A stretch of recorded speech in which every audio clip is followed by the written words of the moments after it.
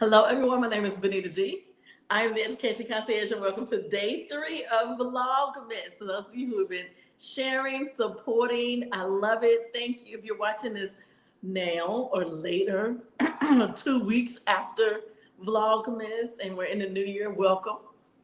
What we do is we kind of took tips and tools and expanded it. So every day I do a video. We talk about some tips and some tools about different topics, from self-care to SEL, from routines to parent engagement, both ways, how the parents engage with the educators and how the educators engage with parents. We are excited about Vlogmas. We do this all the way until Christmas Eve.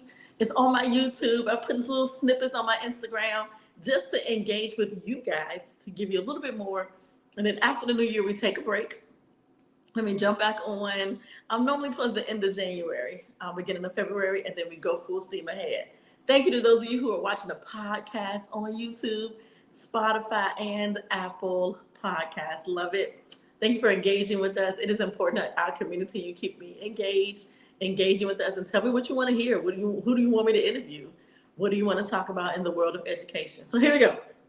Today we're going to talk about 3 tips to build a better and safe space in your classroom, in your ecosystem, all the systems in your space, in your studio, everywhere where you have a chance to be around children. I won't mainly focus on middle school age, but that's okay because you can bump it up and then bump it over here and make it fit for your age group. So here's the first tip. We want to create a classroom where we engage students in creating norms and rules. So I kind of got away from rules maybe about 15 years ago. We started calling them norms. And I don't go past 5. Anything more than 5 is just too much for me. And it's too much for the kids. What I do is I ensure that they have a voice to make sure that we understand the boundaries in our class.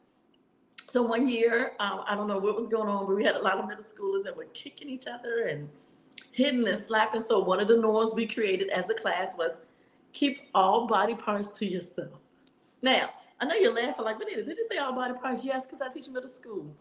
That included, and they put parentheses, tongue.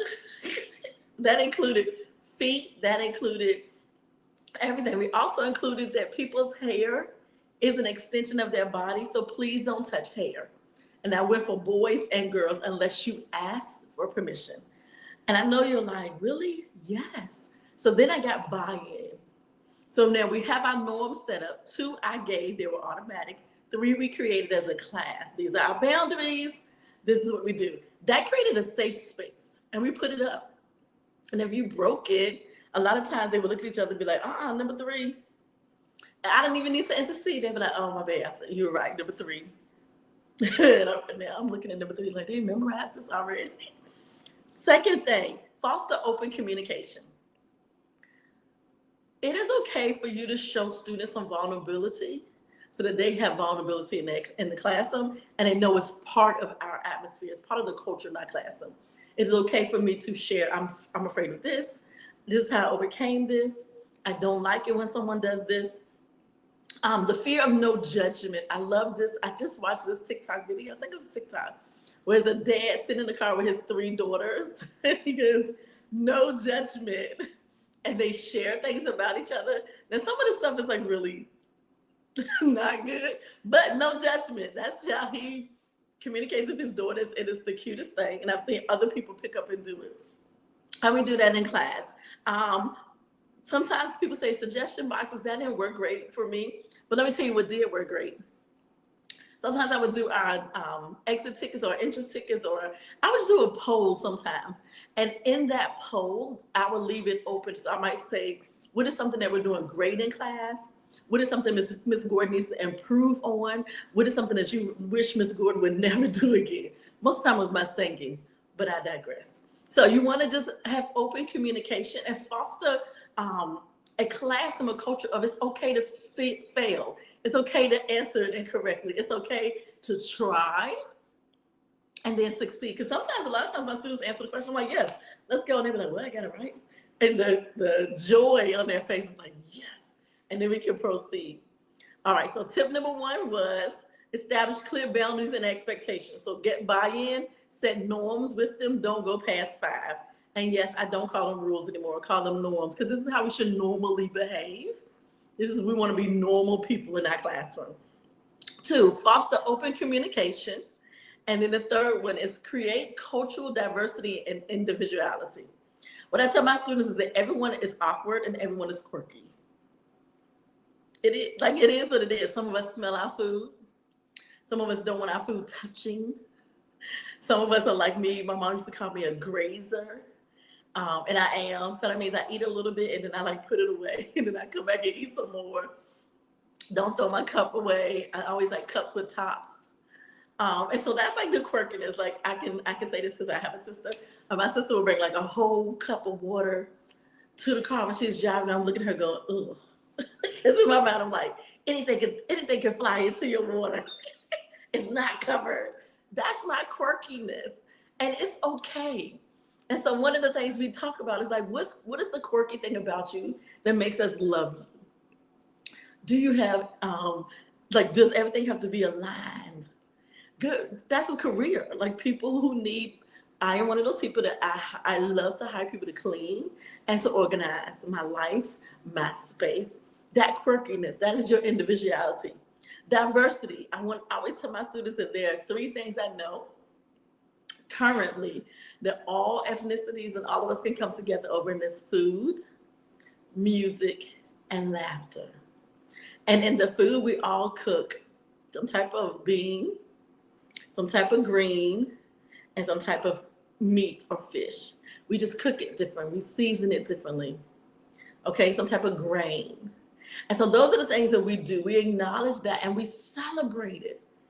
We celebrate different hair, different heights, different laughs, definitely different sneezes. My kids know my sneeze scares the crap out of them. And we just make it a part of the classroom culture. I love it. The kids love it.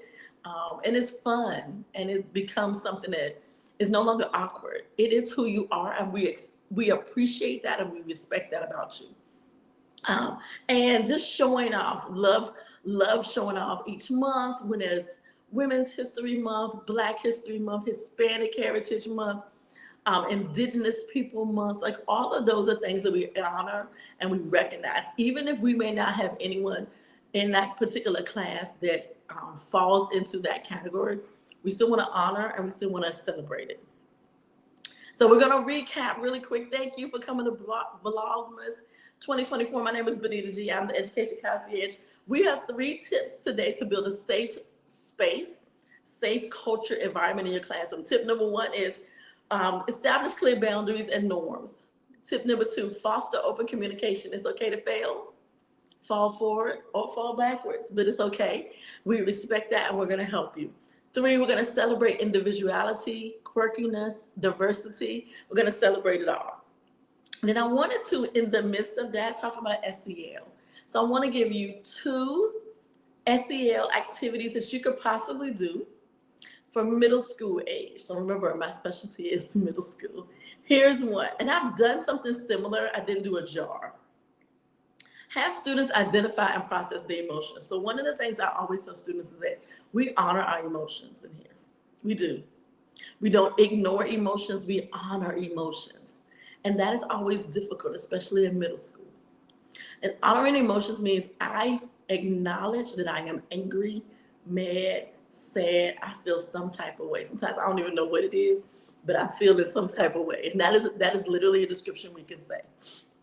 We're going to honor that. There are times when you have to feel the room. We know that things happen in the community, in the nation, internationally, especially you have international students, that it affects their emotions. And so we want to give them space in our classrooms and opportunity to get that out. So one of the activities we do is called Write It Down. Now, there are several different ways you can do Write It Down, depending on how you do your classroom and who you are as a person. This Write It Down is for them to express their emotions, to get it out, to write it down. We don't worry about punctuation, capitalization. We don't worry about whether it's in a list or a paragraph. We don't worry about any of that. I want you to release it, okay? Now, this particular activity says release it and they can put it in a jar. What we normally do is there are 2 ways you can release it. You can release it, ball it up, and as you exit, or I bring around the trash can, I want you to throw it away. Or your release simply is getting it out, but you want to hold on to it, so you fold it and you keep it on your person.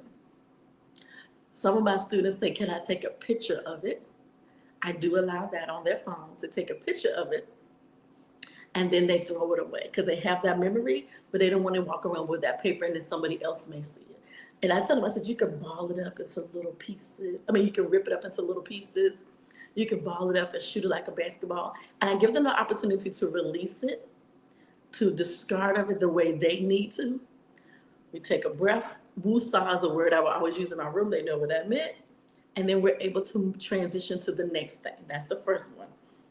The next one is a role play. And a lot of times with this, if it's something I know is coming up, I will record myself. Because this is when you show the kids, I know about social media. And you record yourself in different scenes and you put it all together. Or if you feel okay with your students doing it, you allow them to do a scenario. So say a student got left out doing group work.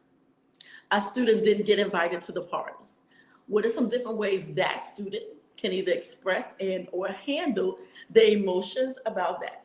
A lot of times I try and do it, or YouTube becomes my tool, and I try and find a YouTube clip from a movie or a cartoon that shows what we're talking about, and then we can discuss it as a group.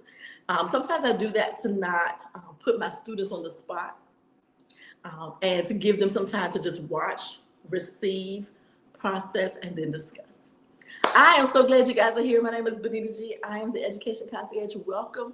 Vlogmas Day 3. We're going to wrap it up here. I went overtime. I try and do this in 10 minutes. I went over today, but I think it's great. SCL activities you can do for students. And we went over 3 tips to establish and build a safe studio, classroom, and culture.